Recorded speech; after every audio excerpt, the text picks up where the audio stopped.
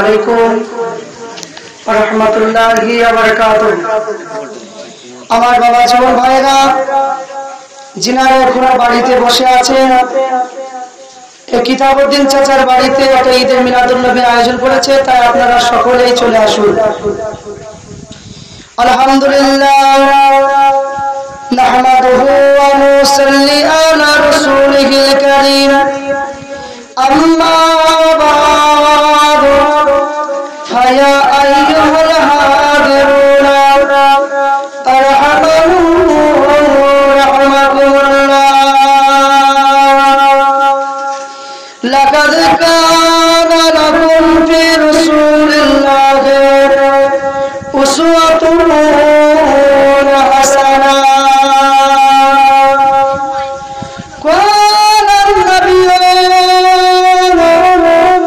সাল্লাল্লাহু আলাইহি ওয়াসাল্লাম কুল্লু নাফসিন যায়িকাতুল মাউত ওয়া ক্বালা আল্লাহু তাআলা ফি কালামিহিল মাজিদ ওয়াল ফুরকানিল হামিদ। কুল্লু উম্মতি ইয়াদখুলুল জান্নাহ قال النبي صلى الله عليه وسلم من جارني قبري وجبت له الشفاعة إن الله وملائكته يصلون على النبي يا أيها الذين آمنوا صلوا عليه وسلموا تسليما اللهم صل على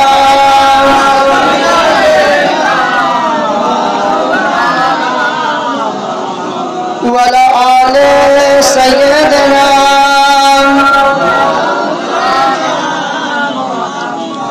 صل على محمد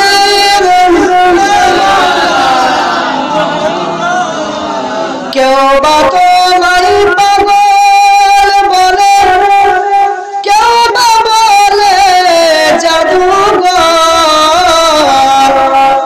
क्यों ना बोले प्रिय हबीब तुमी आमार पैगंबर। अल्लाहुम्मा सल्ली अला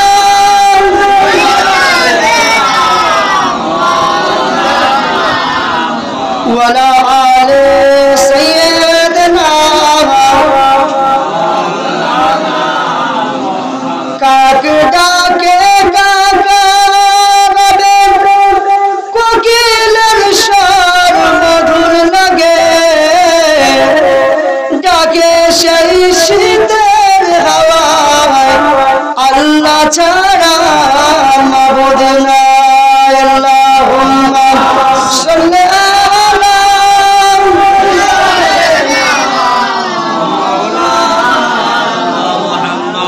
وعلى آل سيدنا কাজ করিতে গেলেন নবী মা খাদিজার বাসায়, রাসূল প্রেমে পাগল হলেন পরকালের আশায়। আল্লাহুম্মা সাল্লি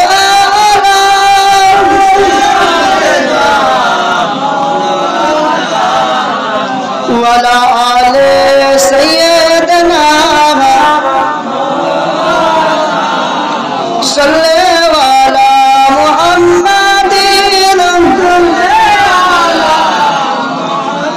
كلمة لا إله إلا الله لا إله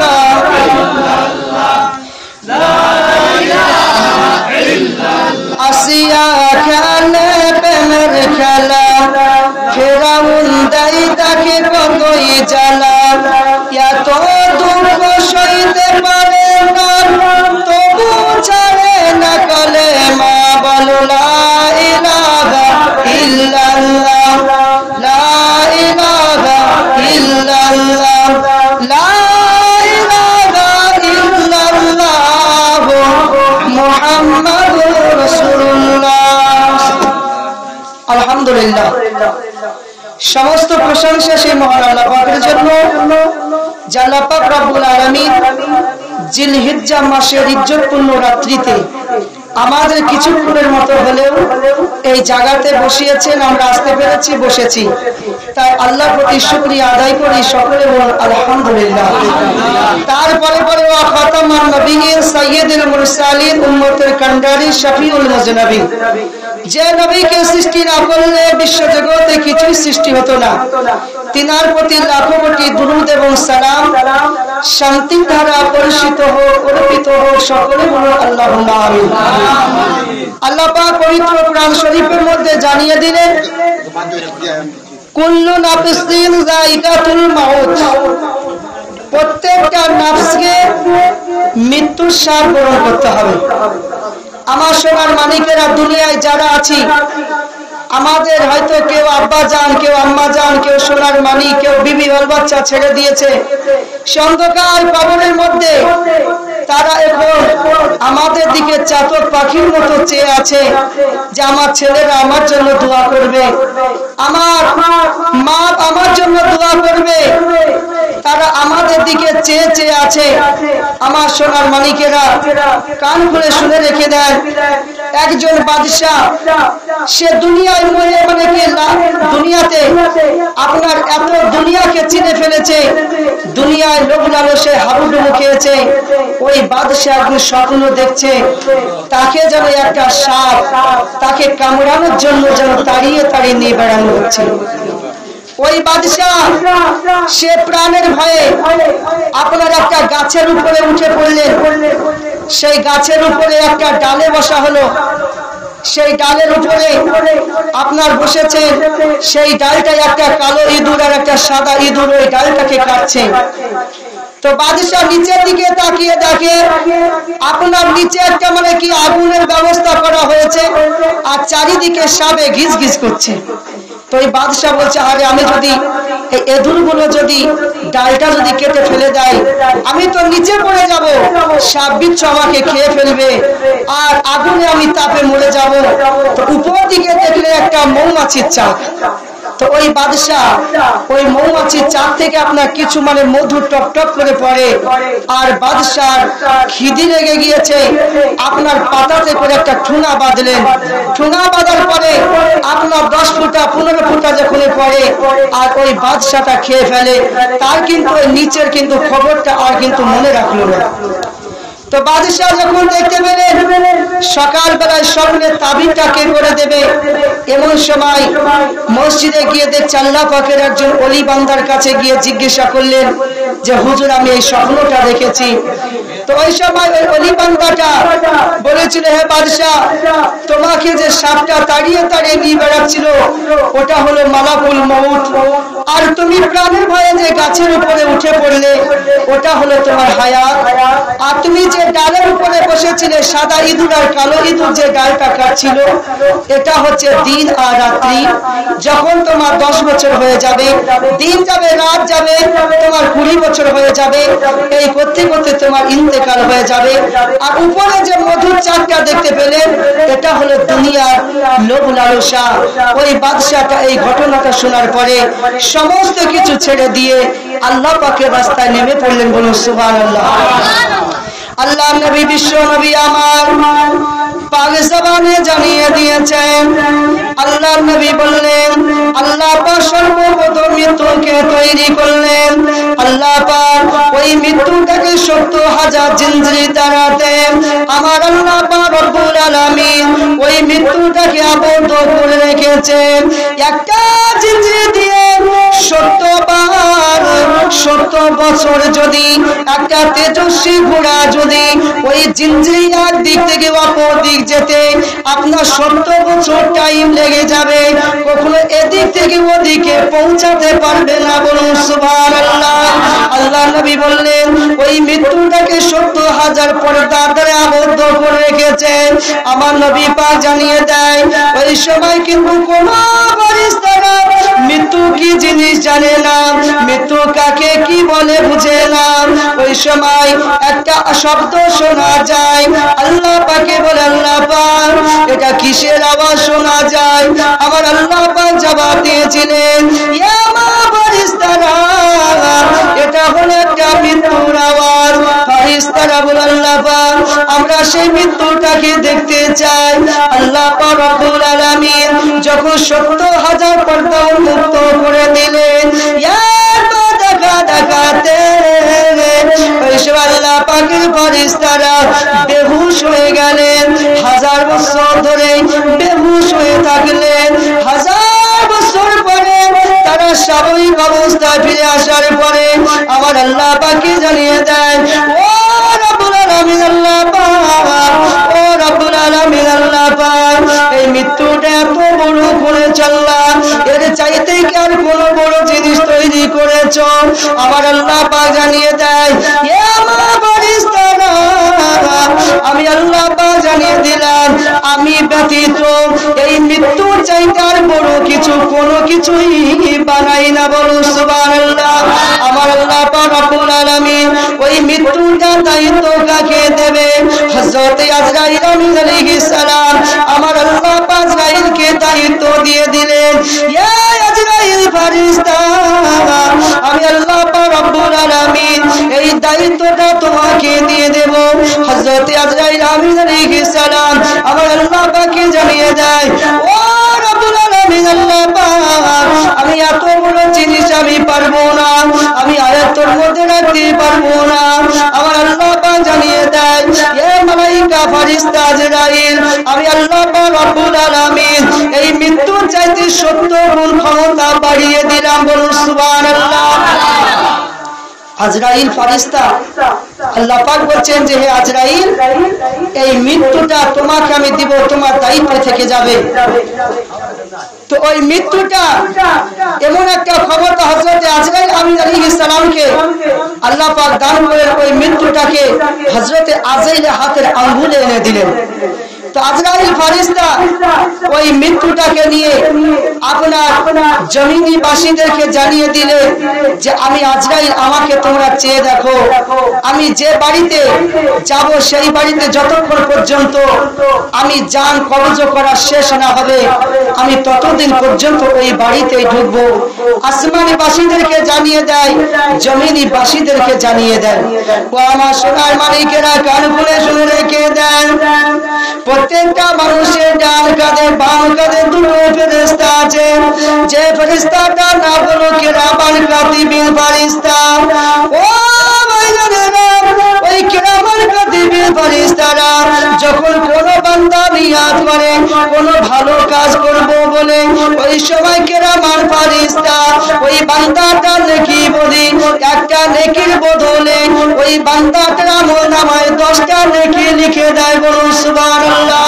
যখন বান্দাটা কোনো গুনার কাজ করবো বলে গুনার কাজ করলো না, কিন্তু নিয়তটা করে ফেললো, কাতিবিল ফেরেশতা ওই বান্দাটার গুনাহগুলো লিখতে যাবে।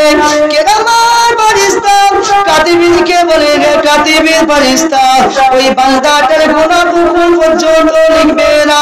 সে জোহরের নামাজ পড়তে যাচ্ছে কিনা, সে মাগরিবের নামাজ পড়তে যাচ্ছে কিনা, যখন 5 ওয়াক্ত নামাজে সে গুনাহটা মাফ করে নিতে পারলো না, ওই ব্যক্তির আমলনামাতে একটা গুনাহ লিখে দেয়। বলুন সুবহানাল্লাহ।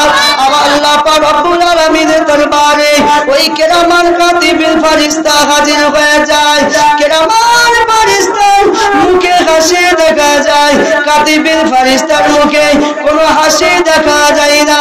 আমার আল্লাহ পাক দয়াময়, দয়া করে ওই সময় কাতিবিল ফেরেশতাকে জিজ্ঞাসা করবে, ইয়া কাতিবিল ফেরেশতা, তোমার মুখটা এত মলিন কেন, তোমার মুখটা এত ভারী কেন, কারণটা আমাকে একটু জানাও না।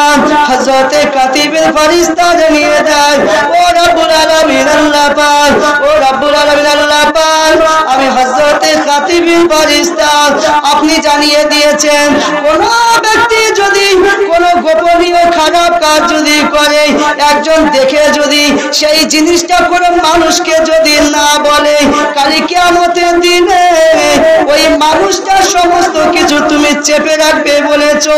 তাই কাতিবিল ফেরেশতা তোমার বান্দা বান্দীরা যে গুনাহ করেছে আমি তোমার কাছে বলতে লজ্জা পাই, বলুন সুবহানাল্লাহ। যখন ওই বান্দাটা, যখন একজন বান্দা মারা যায়, ওই কাতিবিল ফারিস্তা বলে দেয়, ও রব্বুল আলামিন আল্লাহ পাক, ওই বান্দাটা দায়িত্ব দিয়ে চললাম, ওই বান্দাটার ইন্তেকাল করেছে, তার আত্মীয় স্বজনেরা তাকে ধরে ধরে ধরে ধরে অন্ধকার কবরে নামিয়ে দিয়েছে। আল্লাহ পাক, আমাদের দায়িত্ব শেষ হয়ে গিয়েছে, আমাদেরকে আসমানে তুলে নেন। আমার আল্লাহ পাক জানিয়ে দেন, আমার কাতিবিল ফারিস্তা, আমি আল্লাহ পাক তোমাদের উপরে আসার মতো কোনো ফাঁকা জায়গা নাই। আমার অগণীয় ফারিস্তারা তারা আমার জিকির আজকারে লিপ্ত হয়ে আছে।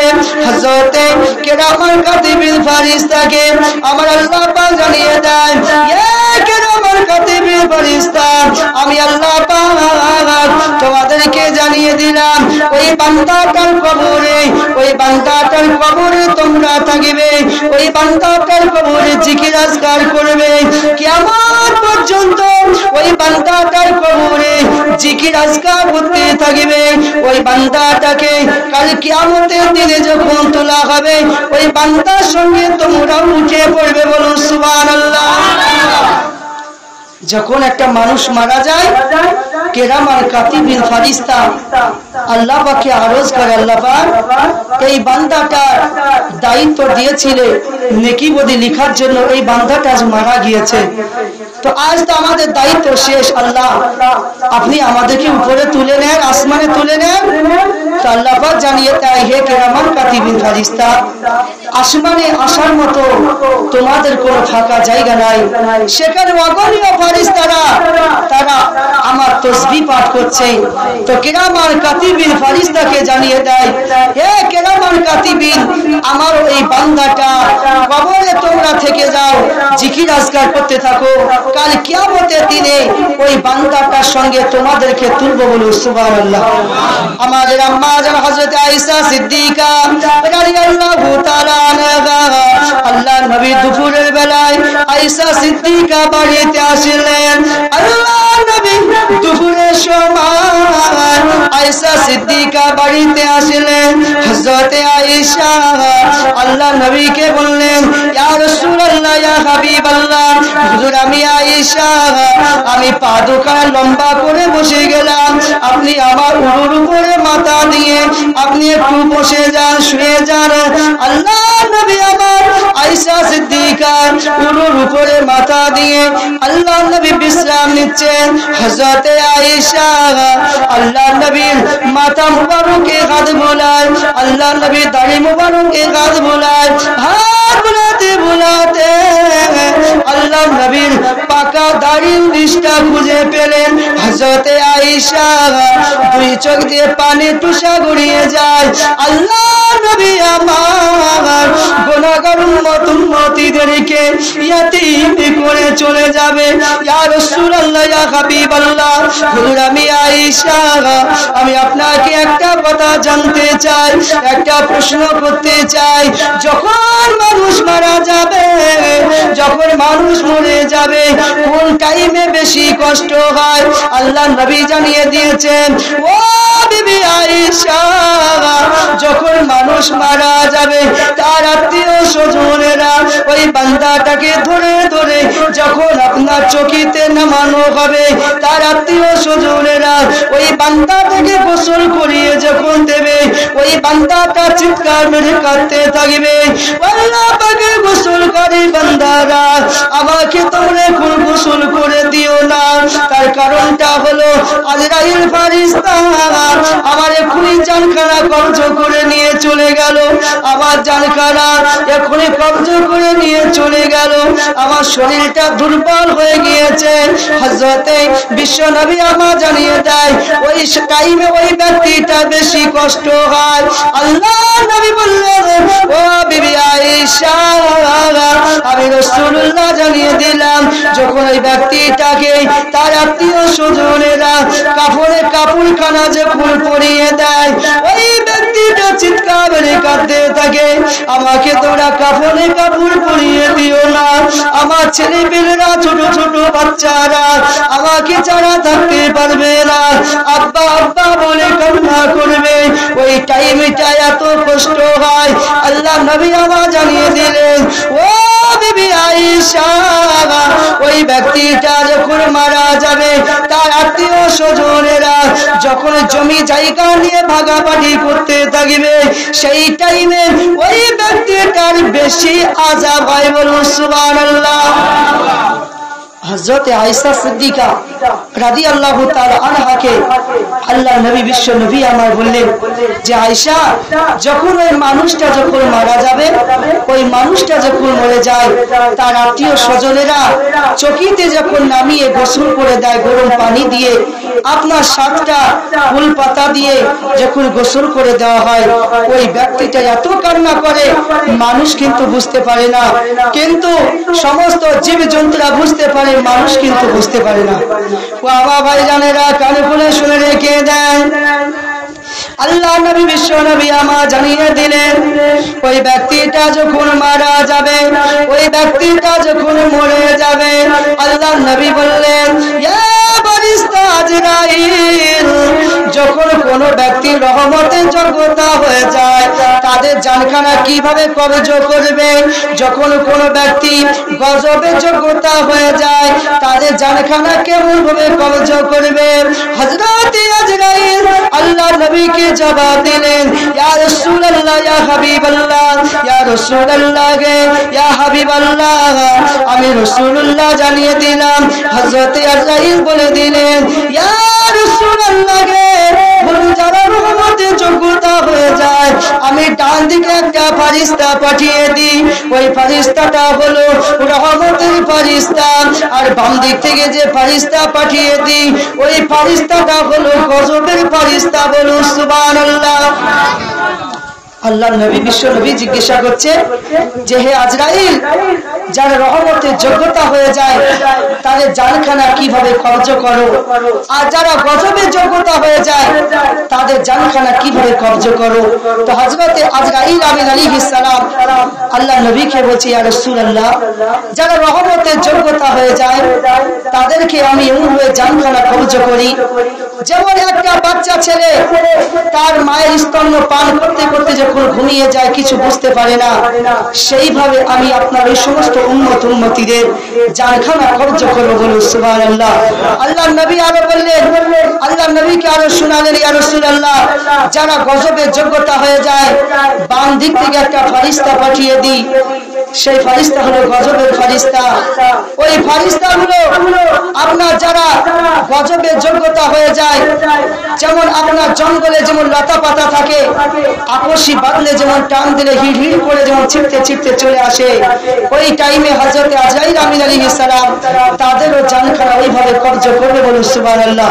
একবার দুরূদ শরীফ পড়ুন, আল্লাহুম্মা সাল্লি আলা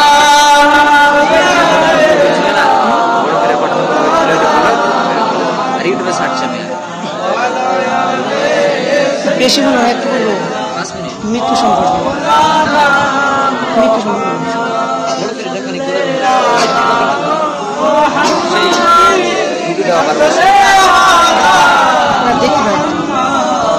ওয়ালা আলে সাইয়্যিদিনা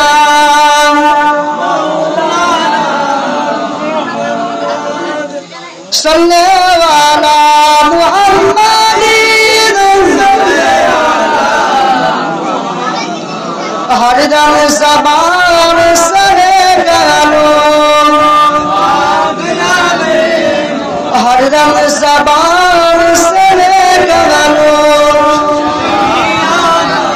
ইয়া রাসূলুল্লাহ, ইয়া হাবিবাল্লাহ, আমার নবীর প্রিয় নাম, এই নামেতে দুরূদ পড়ে কুদল কাটিল মুসলমান। ইয়া রাসূলুল্লাহ, ইয়া হাবিবাল্লাহ, আমার নবীর প্রিয় নাম, এই নামেতে দুরূদ পড়ে বিশ্ব নবীর উম্মতগণ। আসমান জমিন আমি লক্ষ তারা 18,000 মাখলুকাত আল্লাহ তাসবিহ নবীর দুরূদ পড়ে দাঁড়াই সর্বদা আল্লাহুম্মা সাল্লি আলা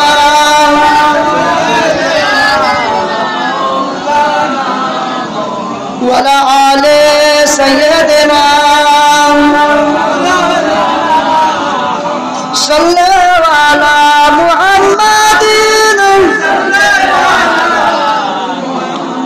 हर रंग ज़बान से गालो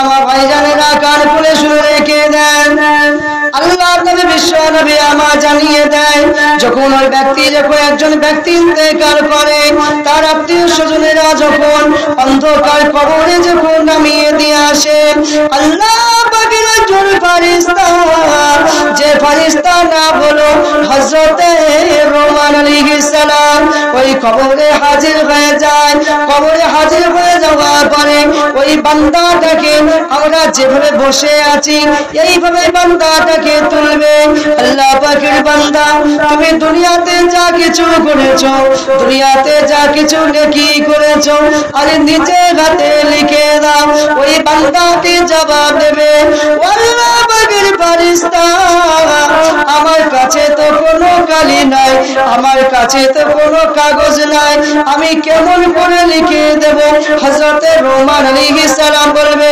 আল্লাহ পাকের বান্দা তোমার মুখে থুতুটা হলো কালি তোমার হাতের আঙ্গুলটা হলো কলম তোমার কাফনে কাপড়টা হলো কাগজ তুমি যা কিছু নেকি করেছো আজ নিচে হাতে লিখে দাও ওই বান্দাটা যখন আপনার নেকিগুলো লিখে দেবে তারপর হযরত রহমান আলাইহিস সালাম আল্লাহ পাকের বান্দাকে জিজ্ঞাসা করবে আল্লাহ পাকের বান্দা তুমি যা কিছু গুনাহ করেছো আজ নিচে হাতে লিখে দাও ওই বান্দা কি জবাব দেবে কিছু কথা বলবে না মুখটা ভারী হয়ে থাকবে আল্লাহ পাকের ফেরেশতা হযরত রহমান আলাইহিস সালাম এত মারা মারবে ওই বান্দাটাকে হাতুড়ি দিয়ে এত মারা মারতে থাকবে ওই বান্দাটা প্রাণের ভয়ে জীবনে যা কিছু গুনাহ করেছে সে বাধ্য হয়ে লিখতে থাকবে ওই বান্দাটা নিজে হাতে জীবনে যা কিছু গুনাহ করেছে ওই বান্দাটাই কাগজে লিখে দেবে আল্লাহ পাকের ফেরেশতা হযরত রহমান আলাইহিস সালাম ওই বান্দাটার হাতে একটা সই দিয়ে একটা তাবিজ আকারে তার গলাতে ঝুলিয়ে দেবে বলো সুবহানাল্লাহ অন্ধকার কবরে যখন মানুষকে যখন নামানো হয় 3 দিনের সময় ওই আত্মাটা ওই ব্যক্তিটা ওই আত্মাটা ওই রূহটা তার আত্মার কাছে আসার জন্য আল্লাহর কাছে কান্না করবে ও রব্বুল আলামিন আল্লাহ পাক আমার ওই আত্মাটার সঙ্গে আমার কত সম্পর্ক ছিল ওই আত্মাটার সঙ্গে আমার কতটা বন্ধুত্ব ছিল আমি তা দেখতে চাই ও রব্বুল আলামিন আল্লাহ পাক আপনি আমাকে একটু হুকুম দেন আমার আল্লাহ পাক একটু হুকুম দেবেন আমার আল্লাহ পাক অনুমতি দেবে ওই আত্মাটা দেখার জন্য ওই রূহটা কবরের মধ্যে প্রবেশ করবে কবরের মধ্যে প্রবেশ করার পরে দেখতে পাবে ওই বান্দাটার নাক মুখ দিয়ে যেন রসানি ঝরছে ওই বান্দাটার গা থেকে যেন পচা রক্ত ঝরে ঝরে পড়ে ওই সময় রূহটা কি বলবে ও আমার আত্মা দুনিয়ার সঙ্গে তোমাকে কত ভালোবেসেছি তুমি আমি কত ঘুরে ঘুরে বেরিয়েছি আজ তোমার শরীরটা কেমন হয়ে গিয়েছে এত কাঁদা কাঁদতে থাকবে ওই রূহটা তো কাঁদা কাঁদবে আপনার যখন চলে যাওয়ার পরে 5 দিন যখন হয়ে যাবে আমার আল্লাহ পাকে বলবেন ও রব্বুল আলামিন আল্লাহ পাক আপনি আমাকে অনুমতি দেন আমার আল্লাহ পাক অনুমতি দেবেন 5 দিন কাটিয়ে ওই কবরে যখন আসবে ওই শরীর আর শরীর থাকবে না ওই শরীরটা আপনার পচে পচে যাবে ওই গোশত আর গোশত থাকবে না গোশত খসে খসে যাবে ওই সময় ওই রূহটা তার কাছে গিয়ে এত কাঁদা কাঁদবে আরামের বিছানায় শুয়েছিলাম বন্ধু বান্ধবদের সঙ্গে কত আপনার সঙ্গে কত আমরা বন্ধুত্ব করেছি কত হাসি ঠাট্টা কান্না করেছি, আজ তোমার শরীর আর শরীর নাই, তোমার গোস্ত পচে পচে খসে খসে যাচ্ছে। ওই রূহটা কান্না করবে, এত কান্না করবে, কান্না করার পরে আপনার 7 দিন যখন হয়ে যাবে, ওই রূহটা আপনার আল্লাহ দরবারে আরজ করবে, ও রব্বুল আলামিন আল্লাহ পাক, আপনি আমাকে আরেকটা ক্ষমতা দিন। আল্লাহ পাক যখন অনুমতি দেবেন, ওই বান্দাটার কবরে আর কবরে ঢুকবে না, দূরে থেকে দেখবে ওই বান্দার শরীর আর শরীর নাই, ওই বান্দাটা শরীরটা সব কিছু তন্ন তন্ন হয়ে গিয়েছে। বলো সুবহানাল্লাহ। ওই রূহটা তুই কাঁদা কাঁদবে, কেঁদে কেঁদে কেঁদে কেঁদে যারে জান হয়ে যাবে। এই বান্দাটার দিকে, ওই আত্মাটার দিকে তাকিয়ে এত কাঁদা কাঁদতে থাকবে, হাউমাউ হাউমাউ করে কেঁদে কেঁদে ওই আপনার ইল্লিন সিজ্জিন নামক জায়গাতে মানে চলে যাবে। বলো সুবহানাল্লাহ। যখন বান্দাটা মারা যাবে, আমরা যখন কবরে নামিয়ে দিয়ে আসি, ওই রূহটা আপনার হাজির হয়ে যায় 3 দিন 4 দিন আল্লাহ দরবারে আরজ করে, আল্লাহ পাক আমার আত্মাটাকে আমি একটু দেখতে চাই। আল্লাহ পাক অনুমতি দিবে, এসে দেখবে তার কবরের মধ্যে আপনার শরীরে নাক দিয়ে মুখ দিয়ে যেন রসানি ঝরছে। তো আমার ওই রূহটা এসে এত কাদা কাটতে থাকবে যে আরে আমার এত সুন্দর শরীরটা আজ কি নষ্ট হয়ে যাচ্ছে, নাক মুখ দিয়ে রসানি ঝরছে, এত মানে কান্না করবে, হাউমাউ করে চোখ দিয়ে পানি টুসা গড়িয়ে যাবে। আমার সোনার মানিকেরা, আপনার 5 দিন 4 দিন আসবে, 7 দিন 4 দিন আসবে, আসার পরে ওই জিনিসটা আপনার ইল্লিন এবং সিজ্জিন নামক যদি নেককার বান্দা হয়ে যায়, আপনার যদি গুনাহগার হয়, দুটো জিনিসের মধ্যে একটার মধ্যে যাবে, যদি নেককার হয় ইল্লিন নামক, আর যদি গুনাহগার হয় সিজ্জিন নামক জায়গাতে চলে যাবে। বলুন সুবহানাল্লাহ। বাবা ভাইজানেরা, যখন ওই ব্যক্তিটা যখন মারা যায়, আপনার হযরতে রহমান আলাইহিস সালাম ওই অন্ধকার কবর থেকে যখন বেরিয়ে যায়, মুহূর্তের মধ্যে কিরামান কাতিবিল ফেরেশতার পরে আপনার মুনকার নাকির ফেরেশতা হাজির হয়ে যায়। মুনকার নাকির ফেরেশতা ওই বান্দাটার কবরে হাজির হয়ে যায়, কিন্তু মাথা দ্বারা ঢুকতে দেবে না, পায়ের দ্বারা ঢুকতে দেবে না, ডান দিকে ঢুকতে দেবে না, বাম দিকে ঢুকতে দেবে না। হযরত মুনকার নাকির ফেরেশতা ওই সবাই জিজ্ঞাসা করবে, তোমরা মাথার ধারে কারা, তোমরা পায়ের ধারে কারা, তোমরা ডান দিকে বাম দিকে কারা, আমাকে কেন যেতে দাও না, তোমাদের পরিচয়টা দাও না। মাথার ধারে কি জবাব দেবে, এদিক দিয়ে যাওয়া হবে না, আমি হলাম কুরআন শরীফ। এই বান্দাটা রাতের ঘুমটা হারাম করে দিয়ে কুরআন শরীফ শুধু পাঠ করত, তাই এদিক দিয়ে ঢুকতে দেওয়া যাবে না, পায়ের দিক দিয়ে ঢুকতে দেব না। তার কারণ হলো আমি হলাম জুমার নামাজ। ওই বান্দাটা শুক্রবারের দিনে হেঁটে হেঁটে হেঁটে হেঁটে নামাজ পড়তে গিয়েছে, আমি এই দিক দিয়ে ঢুকতে দেব না, ডান দিকে যখন ঢুকতে দেবে না, বাম দিকে যখন ঢুকতে দেবে না, ওই সময় মুনকার নাকির ফেরেশতা বলবে, ও আল্লাহ পাকের বান্দা, আল্লাহ পাকের কুরআন শরীফ আপনি আমাকে একবার অনুমতি দেন, এই বান্দাটার সঙ্গে এই বান্দার কাছে একটা প্রশ্ন করতে চাই, আমার আল্লাহ পাকের সঙ্গে আমার নবী পাকের কি সম্পর্ক আছে। ওই বান্দাটা যখন কবরে ঢুকে যাবে, মুনকার নাকির ফেরেশতা বলবে, আল্লাহ পাকের বান্দা শুনে রেখে দাও, জেনে রেখে দাও, আমার নবী পাকের সঙ্গে আমার আল্লাহর কি সম্পর্ক। ওই ব্যক্তি যদি মুমিন হয়ে যায়, ওই বান্দাটা জবাব দিবে, আশহাদু আল্লা ইলাহা ইল্লাল্লাহু ওয়া আশহাদু আন্না মুহাম্মাদান আবদুহু ওয়া রাসূলুহু। বলো সুবহানাল্লাহ। ও ভাইজানেরা, কার বলে শুনে রেখে দাও, জেনে রেখে দাও, একটা কবরে দুটো ফেরেশতা কেন দিয়েছে আমার আল্লাহ পাক জানিয়ে দেয়। যখন আল্লাহ পাক বললেন আমি খলিফা তৈরি করব, আমি আদমকে তৈরি করব, কিন্তু সমস্ত মালায়েকা ফেরেশতারা বলেছিলেন, ও রব্বুল আলামিন আল্লাহ পাক আপনাকে আদম তৈরি করতে হবে না, আদম তৈরি করতে হবে না। আল্লাহ পাক জানিয়ে দেয়, এ ফেরেশতারা আমি আল্লাহ পাক যেটা জানি সেটা তোমরা জানো না, সেটা তোমরা জানো না। আল্লাহ পাক জানিয়ে দেয় ওই কেরামান মুনকার নাকির ফেরেশতা একটা কবরে দেওয়ার কারণটা হলো যখন বান্দাটা তার সৌন্দর্য বাড়ি রেখে দিয়ে বিবি বাল বাচ্চা ত্যাগ করে অন্ধকার কবরে যখন চলে যাবে তবু আল্লাহ পাকের গুণগান গাইবে, আল্লাহ পাকের প্রশংসা করবে।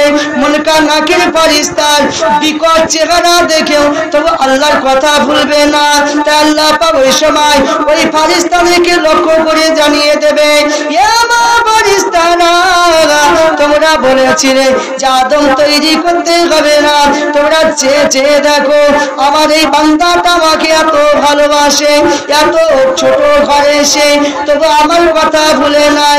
ওই সময় সমস্ত মালাইকা ফেরেশতারা আল্লাহর কাছে লজ্জিত হয়ে মাথাটা নিচু করে দেবেন, বলো সুবহানাল্লাহ। মুনকার নাকির ফেরেশতা আপনার একটা কবরে দেওয়ার কারণ হলো তাদেরকে সাক্ষী রূপে আল্লাহ পাক রব্বুল আলামিন রেখেছে। কাল কিয়ামতের দিন আল্লাহ পাক জিজ্ঞাসা করবে, সমস্ত মালাইকা ফেরেশতাদেরকে বলবে, দেখো তোমরা বলেছিলে যে আদমকে তৈরি করতে হবে না, আমি আল্লাহ পাক রব্বুল আলামিন আমার এই বান্দাটা অন্ধকার কবরে 3.5 হাত মাটির তলে রেখেছিল, তবু আমার কথা ভুলে নাই। আজ তোমরা আদমকে তৈরি করতে মানা করেছিলে। এই দৃশ্যখানা দেখে সমস্ত ফেরেশতারা আপনার মাথা নত করে দেবে, বলুন সুবহানাল্লাহ। একবার দুরূদ শরীফ পড়ুন, আল্লাহুম্মা সাল্লি আলা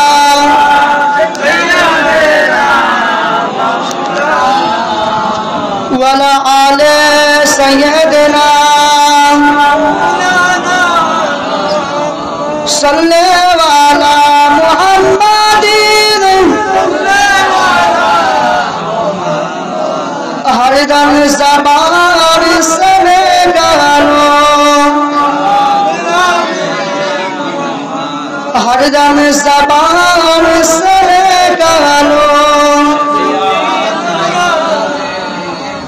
আমার ভাইজানেরা, আমি আপনাদের সম্মুখে মৃত্যু সম্পর্কে আলোচনা করছি। আমাদেরকে একদিন দুনিয়া থেকে আমাদেরকে একদিন চলে যেতে হবে কবর নামক একটা জায়গাতে, যে কবরটা আমাদেরকে 24 ঘন্টা আমাদেরকে ডাক দেয়, আমাদেরকে প্রতিনিয়ত কবরে ডাক দেয়। যারা ইন্তেকাল করেছে তারা বলে যে হে জগতের মানুষেরা, তোমরা তাড়াতাড়ি কবরে চলে আসো, আমরা কবরে আযাব আর সহ্য করতে পারছি না। তোমরা না আসা পর্যন্ত আল্লাহ পাক কিয়ামত চালু করবে না। যারা রূহ জগতের মানুষ যারা পৃথিবীতে আসবে তারা বলছে হে জগতের মানুষেরা, তোমরা তাড়াতাড়ি কবরের মধ্যে চলে যাও, তোমরা না যাওয়া পর্যন্ত আমরা দুনিয়াতে যেতে পারছি না। এদিকে রূহ জগতের চাপ আর এদিকে কবর জগতের মানুষের চাপ। কখন বলে আজরাইল আমাদের জানখানা কবজ করে নিয়ে চলে যাবে।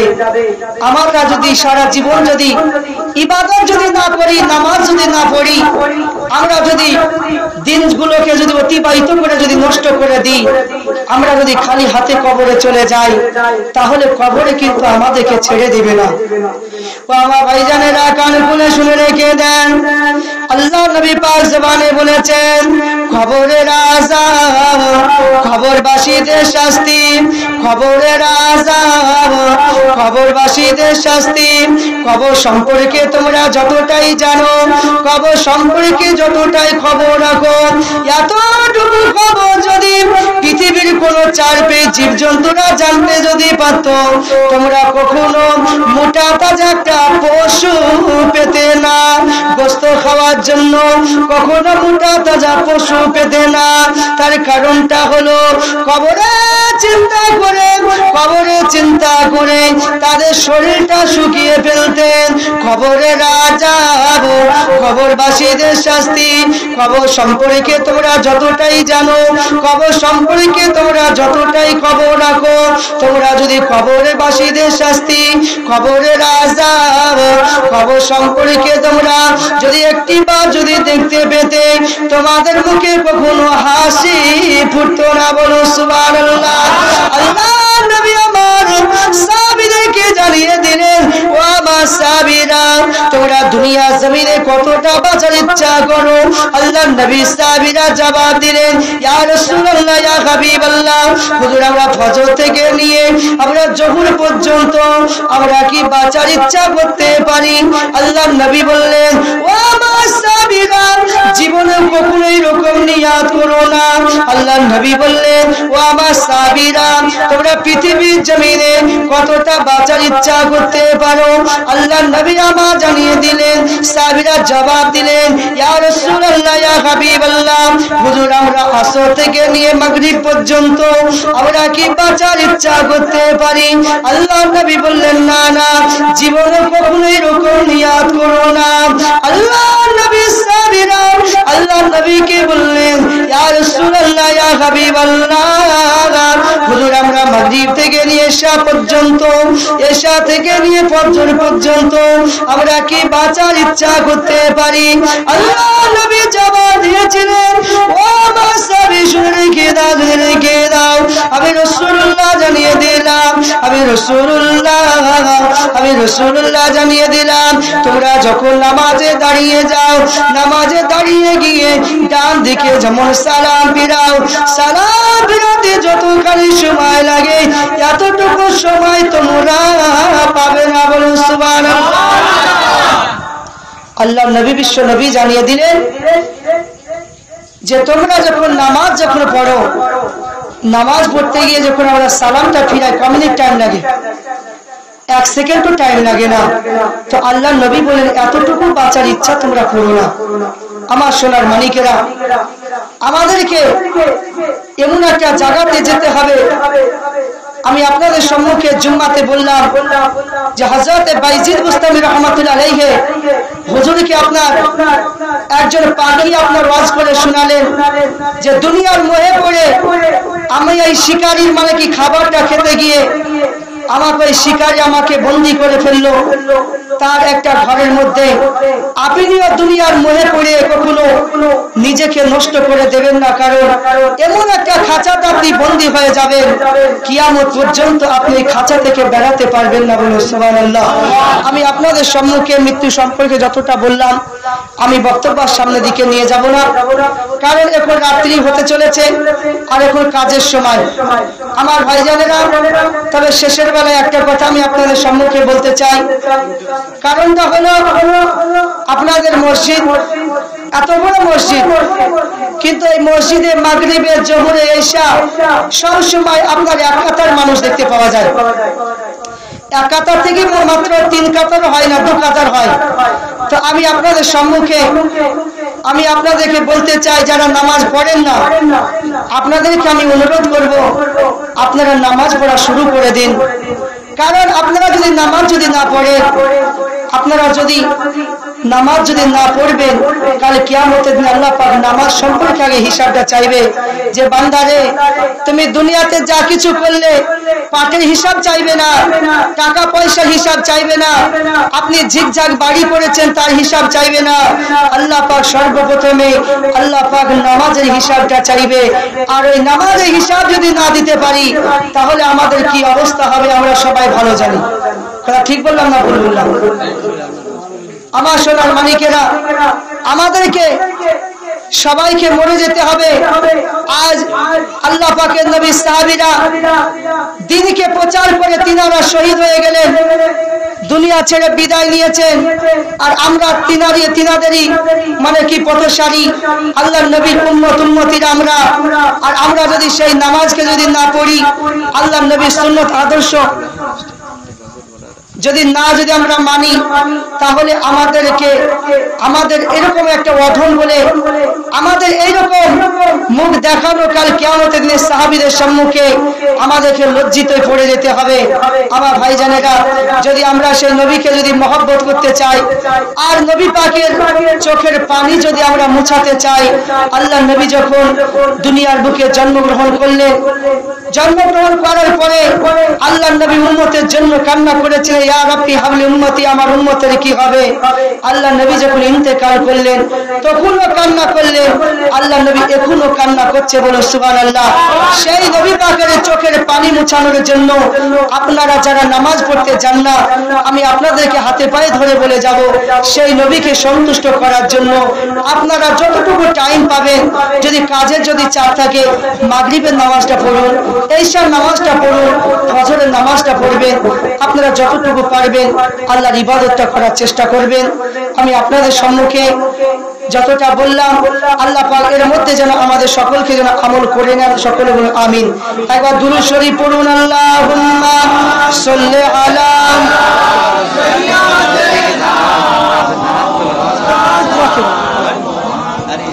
ওয়ালা আলে সাইয়্যিদিনা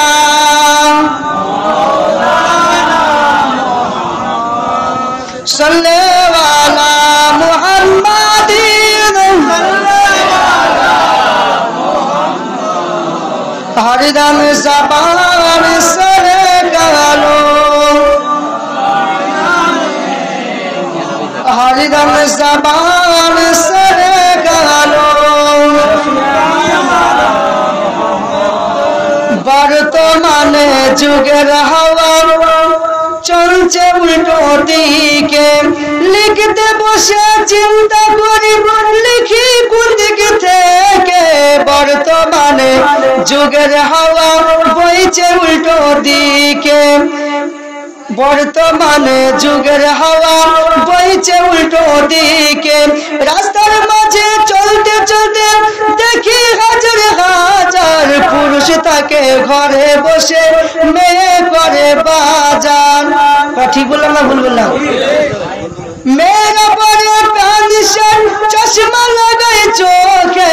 বর্তমানে যুগের হাওয়া বইছে উল্টো দিকে, মেয়েরা সব চুল কেটে পুরুষ হতে চায়, ছেলেরা চুল বড় করে পিঠেতে ঠেকায়।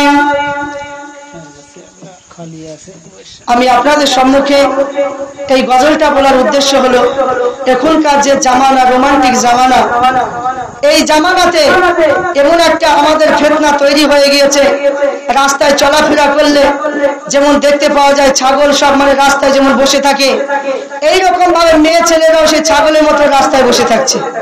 ঠিক বললাম না ভুল বললাম? আমার ভাইজানেরা, এখনকার জামানায় আর বুরখা হচ্ছে না, আর পর্দা হচ্ছে না। এরা বলছে পর্দা করে আর কোনো লাভ নাই, কারণ আমাদের শরীরটা দেখতে ভালো, আমাদের চেহারাটা ভালো, তাই চেহারার জন্য আপনার রাস্তায় মানুষকে দেখাচ্ছে যে আমাদের চেহারাটা দেখো, ভালো করে দেখে নাও। আমার ভাইজানেরা, আমি আপনাদের সম্মুখে বলেছি, যখন মানুষ যখন মারা যাবে, আপনার ওই শরীর আর শরীর থাকবে না, ওই শরীর রসায়নি ঝরে যাবে। আপনার এত পোকা হবে যে পোকা শরীরে গিজ গিজ করতে থাকবে। আপনারা যদি প্রমাণ যদি দেখতে চান তাহলে দেখে নেবেন, একটা মুরগি যেমন মারা যায়, মারা যাওয়ার পরে আপনারা পানিতে ফেলে দিবেন, যে কোনো পুকুরে ফেলে দিবেন, দেখবেন কিরকম কিলিবিলি পোকা। সেই রকম ভাবে মানুষকে যখন কবরে রাখা হয়, এই রকম ভাবে মানে আপনাকে কিলিবিলি পোকাতে করবে, আপনার দংশন করবে। সেই দিন আর আপনার চেহারার অহংকার আর থাকবে না। সেই অহংকারটা মিটানোর জন্য আমাদেরকে সেই অন্ধকার কবরে যেতে হবে। আল্লাহ নবী পাক জবানে বলেছেন, ওয়া ফাতিমাতু সাইয়্যিদাতুন নিসাই আহলিল জান্নাহ। হযরতে ফাতিমা হলো সমস্ত নারীদের সরদার, জান্নাতের রানী। সে খাতুনে জান্নাত হযরতে ফাতিমাতু জোহরা রাদিয়াল্লাহু তাআলা আনহাকে আল্লাহ নবী, বিশ্ব নবী আমার বললেন, হে মা ফাতিমা, আল্লাহ পাক রব্বুল আলামিন তোমাকে সমস্ত নারীদের জান্নাতের রানী করে পাঠিয়েছে। সেই ফাতিমার সঙ্গে এক ইহুদির মেয়ের সঙ্গে 12 বছর ধরে হযরতে ফাতিমার সঙ্গে বান্ধবী ছিল। হযরতে ফাতিমা রাদিয়াল্লাহু তাআলা আনহা যে কথাগুলো বলতো, ওই ইহুদি মেয়েটা সেটা শ্রবণ করতো, সে আদেশগুলো মেনে চলতো। দেখতে দেখতে 12 বছর ধরে বান্ধবী সম্পর্ক, ওই মেয়েটা, ইহুদির মেয়েটা আস্তে আস্তে বিয়ে দেওয়ার বয়স হয়ে গেল। ওই ইহুদির মেয়েটাকে তার আব্বাজান বলেছিল, আমার কলিজা টুকরা রে, আমি তোমার বিয়ে দিতে চাই মা, আমি তোমার বিয়ে দেব। ওই হতে মেয়েটা বলেছিল, ও আমার আব্বাজান, আপনি আমাকে বিয়ের প্রস্তাব দেখেছেন, তাই আমি আপনাকে কোনো কথা বলতে পারবো না, আপনার কাছে আমি একটু সময় নিতে চাই। ওই সময় ছুটে ছুটে হযরতে ফাতিমার কাছে এসে বলেছিল, ও আমার বুবুজান, 12 বছর ধরে আপনার সঙ্গে আমার বান্ধবীর সম্পর্ক, আপনি আমার ভালো মন্দ সম্পর্কে সবই জানেন, আপনি আমার সম্পর্কে সব খবর আপনি জানেন। ও আমার বুবুজান, আমার আব্বাজান আমার জন্য বিয়ে প্রস্তাব দিয়েছে, আমার জন্য একটা ছেলে দেখেছে, আমার বিয়ে দেবে, তাই আপনার মতামতটা নিতে আসলাম। যদি আপনি অনুমতি দেন, যদি আপনি আমাকে অনুমতি দেন, তবে আমি ওই বিয়েটা করতে পারবো। হযরতে ফাতিমা বললেন, এ আমার বুবু শুনে রেখে দাও, এই ইহুদির কন্যা আমি ফাতিমা, আমিও বলে দিলাম, তোমার আব্বাজান যে উপদেশটা দিয়েছে, তোমার আব্বাজান তোমার জন্য যে পাত্রটা দেখেছে বুবুজান, আপনি ওই ছেলেটার সঙ্গে বিবাহ করুন, আপনার আব্বাজানের কথাটা অগ্রাহ্য করবেন না, আপনি ওই বিয়েতে রাজি হয়ে যান। হযরতে ফাতিমাকে বলেছিলেন, ও বুবুজান, আমি বিয়ে করতে পারি, আমি বিয়েতে রাজি হতে পারি, তবে একটা শর্ত হলো, আপনাকেও আমাদের বিয়েতে যেতে হবে। হযরতে খাতুনে জান্নাত ফাতিমাতুজ জোহরা বললেন, এ ইহুদির কন্যা, তোমরা জাতিতে ইহুদি, আমরা হলাম মুসলমান, তোমাদের ওখানে আমি যেতে পারবো না। ইহুদি মেয়েটা বলেছিল, ও বুবুজান, আপনি যদি ওই বিয়েতে না যান, আমার বিয়েতে দাওয়াত যদি না নেন, আমি ইহুদির কন্যা পরিষ্কার বলে দিলাম, পৃথিবীর কোনো মানুষ আমাকে রাজি করতে পারবে না, আমি বিয়ে জীবনেও কোনোদিন করব না।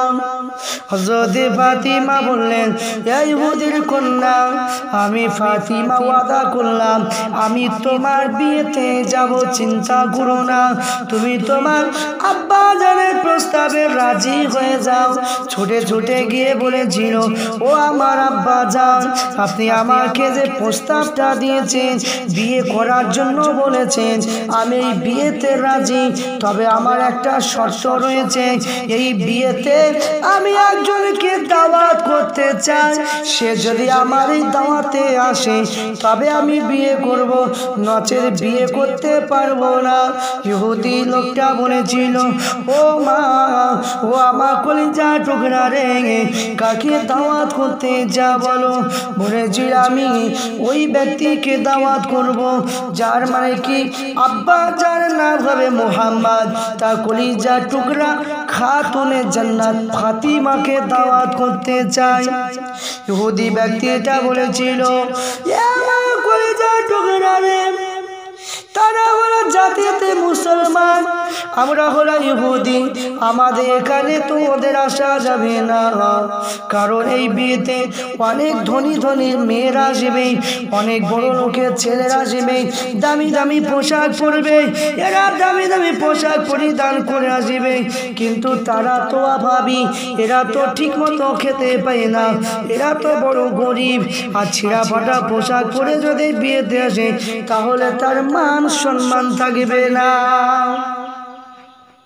ইহুদি মেয়েটা হযরতে ফাতিমার কাছে এসে বলেছিল, ও বুবুজান ফাতিমা, আমার আব্বাজান বলেছে আমার বিয়েতে অনেক দামি দামি মানুষ আসবে, অনেক রাজা প্রজার ছেলেরা আসবে, অনেক রাজা প্রজা কন্যারা আসবে, দামি দামি পোশাক পরিধান করে আসবে। ও বুঝা, আমার আব্বা জানকে বলেছে, আমার আব্বা জান বলেছে আপনি দামি পোশাক আপনাকে পরতে হবে, আপনি দামি পোশাক পরে আমার বিয়েতে যাবেন। হযরতে ফাতিমার দুই চোখে পানি টুসা গড়িয়ে যায়।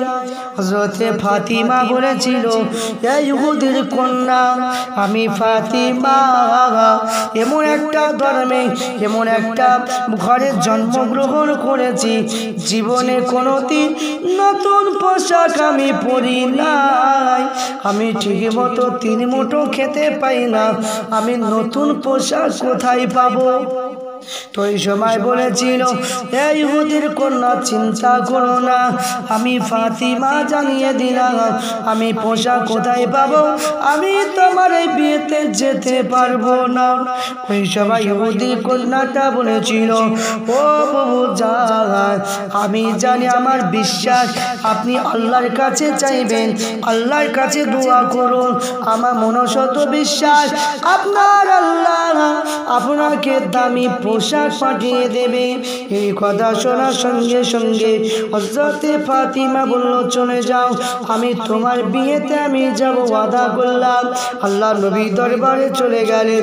আল্লাহ নবী বললেন, ও মা ফাতিমা, তুমি তো বিয়েতে যাবে, কিন্তু খবরদার খবরদার, তুমি কখনো তুমি এমন ভাবে ওই বিয়েতে যাবে তোমার চেহারা কোনো মহিলা যেন না দেখতে পায়, তোমার চেহারাটা ওই বিয়ের বাড়ি কোনো পুরুষ যেন না দেখতে পায়। ও ফাতিমা, তুমি যখন বিয়েতে যাবে তোমার চেহারা যেন কেউ দেখতে না পায়। হযরতে ফাতিমা তিনি চিন্তা করলেন আর কয়েকদিন বাকি রয়েছে। হযরতে ফাতিমা চিন্তা করলেন, আল্লাহ দরবারে নামাজ পড়ে সিজদায় পড়ে গেলেন। ও রব্বুল আলামিন, আল্লাহ পাক, আমার আব্বা জান কলেমা পড়া গুনে গুনে এত মার খেয়েছে, আমার আব্বা জান কলেমা পড়া গুনে গুনে আমার আব্বা জান মুসলমান করাচ্ছে। আমি ফাতিমা, আমার মনে শত বিশ্বাস, আমি আল্লাহ পাক, ও আল্লাহ পাক, আমি ফাতিমা, আমি একটু কলেমা দাওয়াত দিতে চাই, আল্লাহ পাক আমাকে একটা পোশাক পাঠিয়ে দেন, নিজেকে সৌন্দর্য হবে এটা মনে করে নয়, নিজেকে সবাই ভালো বলবে এই উদ্দেশ্যে নয়, আবার পোশাক দেখে ওই বিয়ের বাড়ির সমস্ত ইহুদিরা এরা যেন কলেমা পড়ে নেয়। আল্লাহ পাক জান্নাতি পোশাক পাঠিয়ে দিলেন। হযরতে খাতুনে জান্নাত ফাতিমাতুজ জোহরা রাদিয়াল্লাহু তাআলা আনহা পোশাক পরে চলে গেলেন। বিয়ের বাড়িতে যখন চলে যায়, সমস্ত ইহুদির মহিলারা ফাতিমার দিকে তাকিয়ে বলেছিল, কে তুমি, কোথায় পেলে পোশাক, এত দামি পোশাক, এ তো পৃথিবীর কোনো পোশাক নয়, তোমায় কোন দোকানে কিনেছো, এই দোকানের মালিকের নামটা কি? হযরতে ফাতিমা বলেছিল, এই পোশাকটা হলো দুনিয়ার কোনো পোশাক নয়, যে দোকানের মালিক ওই মালিকের নাম হলো আল্লাহ। সমস্ত ইহুদি মহিলারা বলেছিল, এ ফাতিমা, ওই পোশাক কি করলে পাওয়া যাবে? হযরতে ফাতিমা বলল, কলেমা যদি পড়া যায়, ইসলাম ধর্মে যদি যাওয়া যায়, তাহলে তুমি আল্লাহ ইবাদত বন্দেগী করো, তুমি আমার মতো দামি দামি পোশাক পেয়ে যাবে।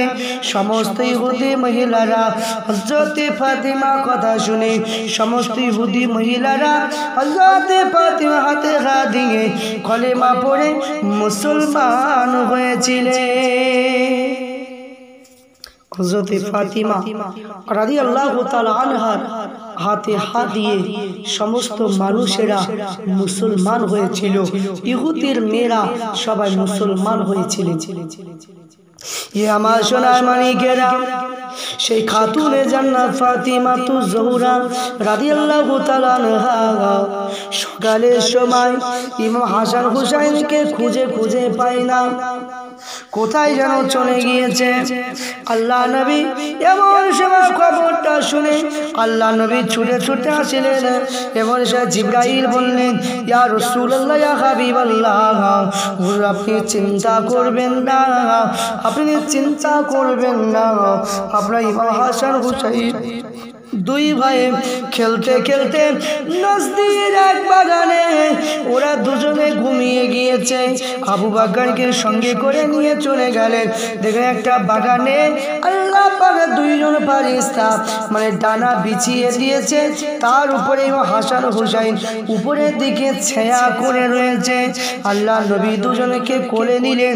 আবু বকর বললেন, ইয়া রাসূলুল্লাহ, ইয়া হাবিবাল্লাহ, হুজুর আপনি ইমাম হাসানকে না ইমাম হুসাইনকে দিয়ে দেন।